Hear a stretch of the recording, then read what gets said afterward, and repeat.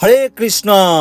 যোগিনী একাদশী ব্রত মাহাত্ম্য কথা পাঠ ও শ্রবণ। ব্রহ্মবৈবর্ত পুরাণে আষাঢ় মাসের কৃষ্ণপক্ষের একাদশীর ব্রত মাহাত্ম্য যুধিষ্ঠির শ্রীকৃষ্ণ সংবাদ রূপে বর্ণিত আছে। যুধিষ্ঠির বললেন, হে বাসুদেব, আষাঢ় মাসের কৃষ্ণপক্ষে একাদশীর মাহাত্ম্য কৃপাপূর্বক আমাকে বলুন। শ্রীকৃষ্ণ বললেন, হে মহারাজ, সকল পাপ ও বিনাশিনী ও মুক্তিপ্রদ এই উত্তম ব্রতর কথা বলছি, আপনি শ্রবণ করুন। আষাঢ় মাসের কৃষ্ণপক্ষে একাদশী যোগিনী নামে খ্যাত মহাপাপ নাশকারী এই তিথি ভবসাগরে পতিত মানুষদের উদ্ধার লাভের একমাত্র নৌকা স্বরূপ। ব্রত পালনকারীদের পক্ষে এটি সর্বশ্রেষ্ঠ ব্রত বলে প্রসিদ্ধ। এই প্রসঙ্গে আপনাকে একটি পবিত্র পৌরাণিক কাহিনী বলছি। অলকানগরে শিবভক্ত পরায়ণ কুবের নামে এক রাজা ছিল। তিনি প্রত্যহ শিব পূজা করতেন। তার হেমমালী নামে এক মালী ছিল। প্রতিদিন শিব পূজার জন্য মানস সরোবর থেকে সে ফুল তুলে যক্ষরাজ কুবেরকে দিত। বিশালাক্ষী নামে হেমমালীর এক পরমা রূপবতী পত্নী ছিল। সে তার সুন্দরী পত্নীর প্রতি অত্যন্ত আসক্ত ছিল। একদিন সে তার স্ত্রীর প্রতি কামাসক্ত হয়ে পড়ল। রাজভবনে যাওয়ার কথা ভুলে গেল। বেলা 2 প্রহর অতীত হলো। অর্চনের সময় চলে যাচ্ছে দেখে রাজা ক্রুদ্ধ হলেন। মালীর বিলম্বের কারণ অনুসন্ধানে এক দূত প্রেরণ করলেন। দূত এসে রাজাকে বলল, সে গৃহে স্ত্রীর সাথে আনন্দে মত্ত। দূতের কথা শুনে কুবের অত্যন্ত রেগে তক্ষুনি মালিনীকে তার সামনে হাজির করতে আদেশ দিল।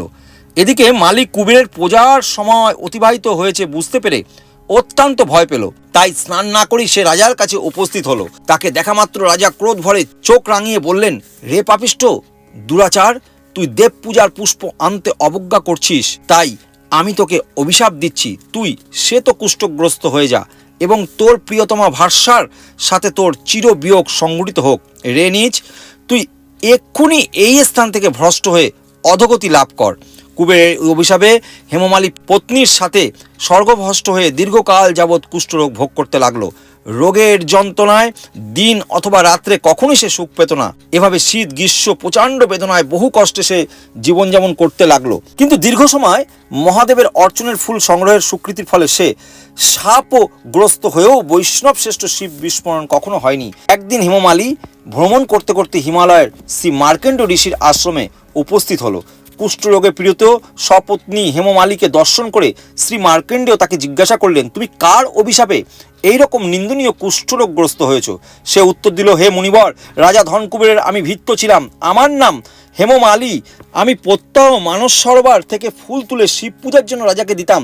কিন্তু দুর্ভাগ্যক্রমে একদিন স্ত্রী মনোরঞ্জন হেতু কামাসক্ত হওয়ায় সেই ফুল দিতে বিলম্ব হয়। রাজার অভিশাপে এই রকম দুর্দশাগ্রস্ত হয়েছি। পর উপকারী সাধুদের স্বাভাবিক কর্ম।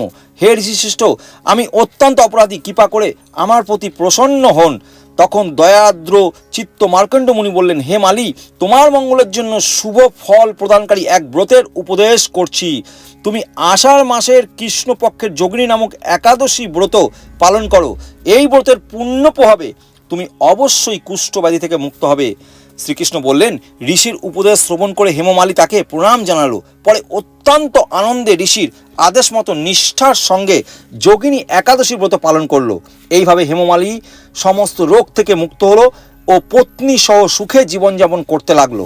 হে মহারাজ যুধিষ্ঠির, আমি আপনার কাছে এই ব্রতের উপবাসের মহিমা কীর্তন করলাম। এই ব্রত পালনে 88,000 ব্রাহ্মণকে ভোজন করানোর ফল লাভ হয়। যে ব্যক্তি এই মহাপাপ বিনাশকারী ও পুণ্য ফল প্রদায়ী যোগিনী একাদশীর কথা পাঠ ও শ্রবণ করে, সে অচিরেই সর্বপাপ থেকে মুক্ত হবে। ভক্তগণ, আপনারা একাদশীর পরদিন নির্ধারিত সময়ের মধ্যে আপনারা কৃষ্ণপ্রসাদ গ্রহণ করে পালন করে নেবেন। কেমন? হরে কৃষ্ণ।